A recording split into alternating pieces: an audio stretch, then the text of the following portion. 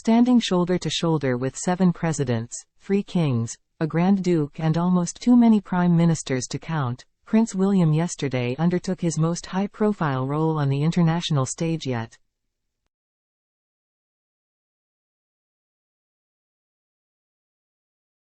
The circumstances were not ideal, deputizing for his father, who had been advised to miss the International D-Day commemorations at Omaha Beach due to his ongoing cancer treatment.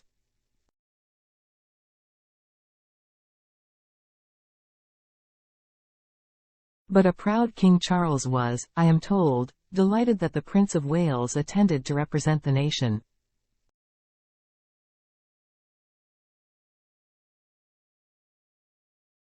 As for William, an aide adds, he has a strong sense of wanting to support his father, both at home and overseas.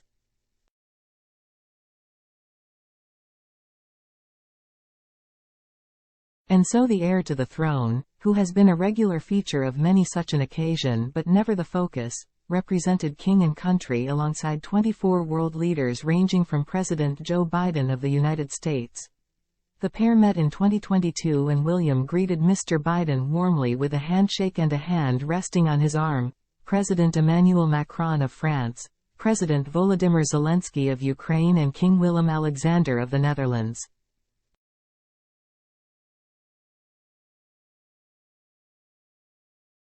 There was also royalty, dignitaries and political leaders from Poland, Slovakia, Canada, Italy, Poland, Luxembourg, Monaco, Belgium, Italy, the Czech Republic, Denmark, Australia, Norway, the EU, Greece and Germany.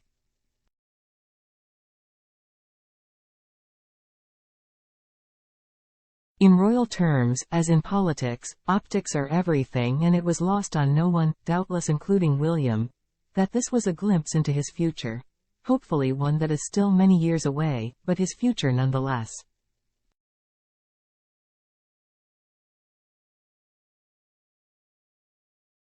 He was by terms dignified and regal but also warm and friendly, laying a wreath with solemnity but greeting the veterans he encountered with an air of approachable camaraderie.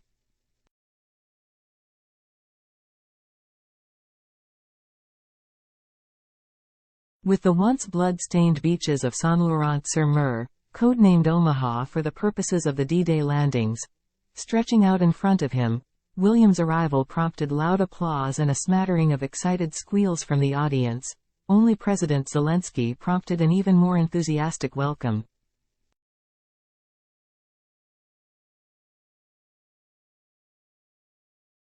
He was greeted warmly by President Macron of France and his wife, Brigitte, before only slightly self-consciously walking down a long red carpet flanked on either side by French uniformed guards before taking his Perspex VIP seat at the side of the central stage for the lengthy public ceremony.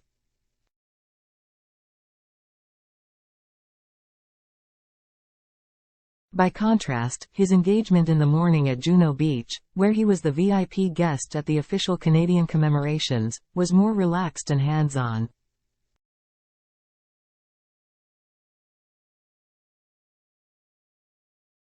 William, who was accompanied by Canadian Prime Minister Justin Trudeau and Prime Minister Gabriel Attal of France, also laid a wreath on the sands and met one of Canada's most decorated veterans, Honorary Lieutenant General Richard Romer, a centenarian who served with the Royal Canadian Air Force.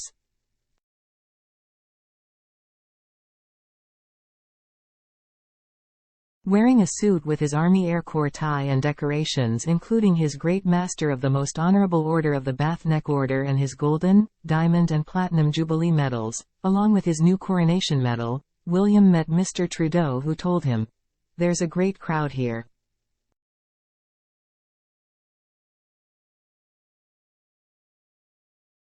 But the two men were forced to make polite small talk in front of the cameras as Mr. Attal kept them waiting for 5 minutes.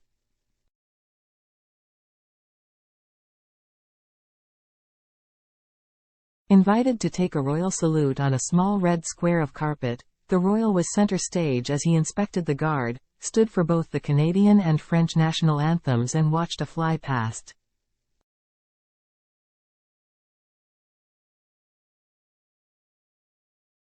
In a moving address, he also told his audience, I am honored to join you to commemorate the bravery and sacrifice of the Canadian troops, who gave so much 80 years ago.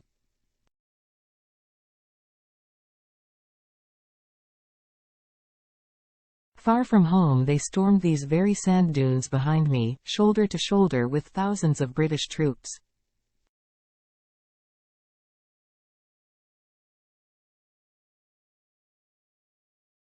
Standing here today in peaceful silence, it is almost impossible to grasp the courage it would have taken to run into the fury of battle that day.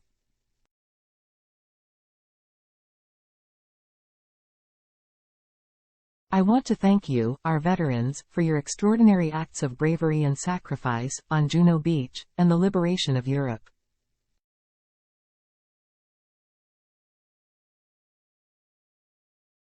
He finished his speech with a smattering of faultless French, Merci pour notre liberté, et merci pour votre service.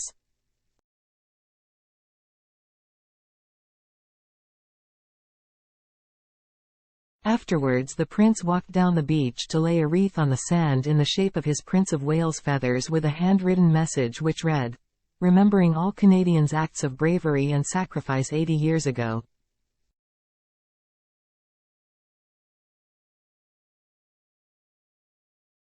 Lest we forget. William. Before he left he stopped to speak to several of the veterans sitting on the dais.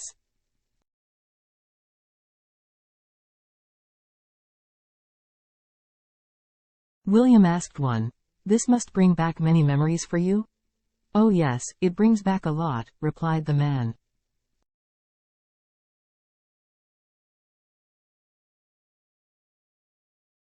"I love to come back. To see all the people I served with here." Another called out, "Best wishes to Kate."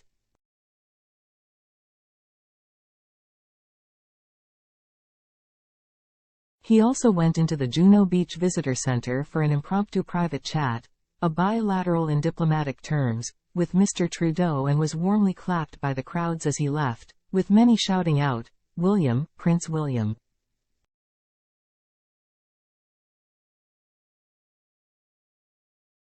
A picture s'il vous plaît, this was not a day for selfies. But there was a surprise stop at nearby Arromanches, where he spent time at the D-Day Museum in the town overlooking Gold Beach, before meeting 4 veterans of the Gloucestershire Regiment in the Army, in front of waving crowds.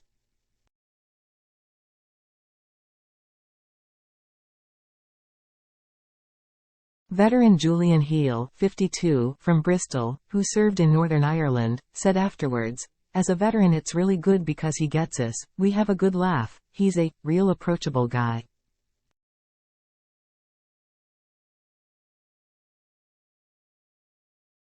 Talking to insiders, there is no doubt that William is more ready than ever to step up to the plate.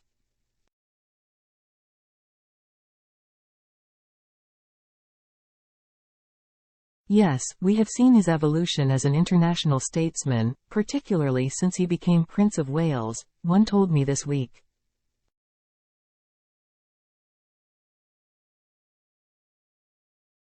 What's always remarkable is the sense of comfort and confidence he has in these big moments.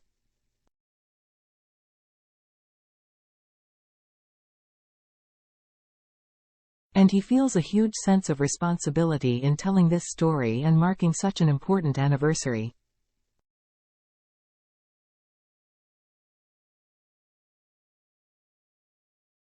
Of course, these new pressures come at a difficult time for him personally, with not only his father battling cancer but also his wife.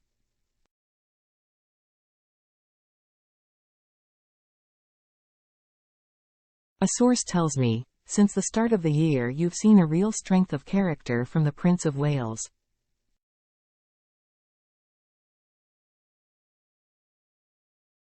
He has really tried to strike a balance of supporting his family, his wife, his children and his father, but also continuing to go out and work."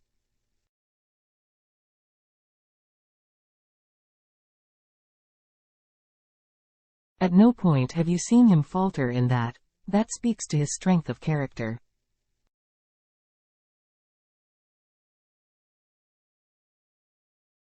And he has stuck to his guns about doing it his way. Everyone's cancer journey is different and everyone has to handle theirs in the way they see fit.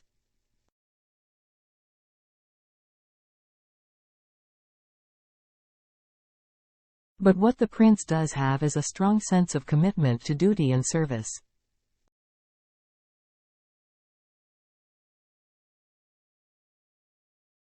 And that will never change.